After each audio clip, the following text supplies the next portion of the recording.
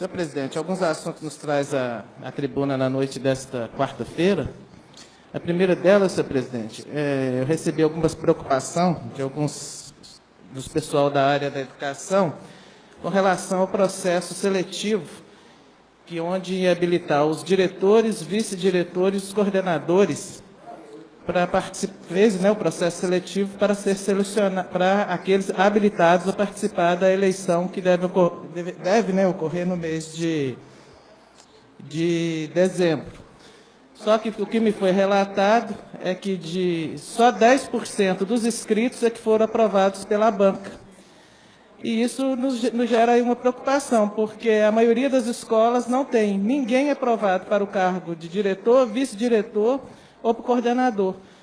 Então, fica a nossa dúvida, como é que vai ser o processo de escolha? Porque se não tem ninguém habilitado para participar do processo da eleição, como que vai ocorrer a eleição? Como que vai ser feito o processo? E o que nos estranha é porque só 10% é que conseguiram aprovação. Isso mostra que a banca que organizou a prova pode ter colocado questões de dificuldade dentro desse processo seletivo, onde a maioria não conseguiu a sua aprovação. Então, eu estou fazendo um pedido de informação à Secretaria de Educação para nos explicar como será o processo, já que, na sua grande maioria, não teve pessoas habilitadas aprovadas. Então, porque se é e tem que ser um dos critérios realmente ter a prova de avaliação, dentro do Estado também ocorre isso, mas se você coloca um nível de dificuldade muito alto dentro desse processo e elimina os candidatos não conseguem, como é que depois você vai realizar o processo seletivo? Então, isso é uma questão que nos preocupa, porque para nós, um dos grandes avanços do processo educacional que a gente teve, seja no governo do Estado, a nível municipal, é a participação da sociedade na comunidade, escolhendo ali livremente as chapas que vão administrar as escolas, seja por 3, 2 ou 4 anos. Isso vem ocorrendo já há um bom tempo no governo do Estado e aqui no nosso município também já tem essa prática. Mas fica essa dúvida, essa preocupação, essa banca que fez o processo foi de fora, tem que ver o que de fato, se o que colocou dentro dos quesitos realmente tem um grau de significância para ocupar o cargo, porque às vezes no edital constava alguma coisa, a prova não pode talvez ter fugido um pouco do edital, então tudo isso precisa ser analisado. Então, a preocupação desse vereador nesse trânsito. Uma outra questão nossa, senhor presidente, aí vem da questão da causa animal, esse vereador não é a bandeira dele, a causa animal, mas a gente tem a preocupação também com os animais. E uma notícia interessante que esse vereador ficou sabendo hoje é que a Secretaria Estadual de Meio Ambiente, a CEMED, agora está fazendo parcerias com o Ministério Público e assumindo essa questão também da causa animal dentro do Estado. E vai selecionar 50 municípios onde vai ocorrer o microchip colocado, que será doado aos municípios com leitores, para que possa fazer o cadastramento desses animais.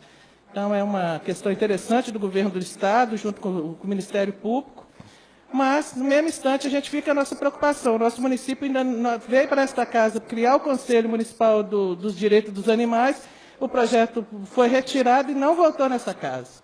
Se nós tivéssemos o conselho, talvez, já implantado, seria, talvez, uma força a mais para que Oliveira, talvez, entrasse dentro desse programa aí da Secretaria de Estado de Meio Ambiente, para que ficasse, talvez, entre os 50 municípios. Tomara que isso não seja um empecilho, mas gera dúvida nesse parlamentar e a gente cobramos aí a criação do Conselho Municipal em defesa aí dos animais. E, finalizando, senhor presidente, semana antes do feriado, esse vereador foi chamado lá no bairro Elias Raimundo, em Nasque Simão, com relação à questão da iluminação pública. Foi feito alguns postes, a gente parabeniza a prefeita pela colocação de alguns postes, mas ainda tem ruas necessitando da colocação dos postes. Isso, gente, tem que ser questão de prioridade. Nós estamos no século XXI. A pessoa hoje não vive sem iluminação pública, sem energia elétrica. E casas construídas, até residências relativamente de moradias boas, mas que, por causa de estar no início das ruas, só um minutinho para concluir, presidente. Ainda não foi concluído o processo da colocação desses postes. Então fica o apelo desse parlamentar, estou fazendo mais um pedido de informação sobre esse problema, para que agilize.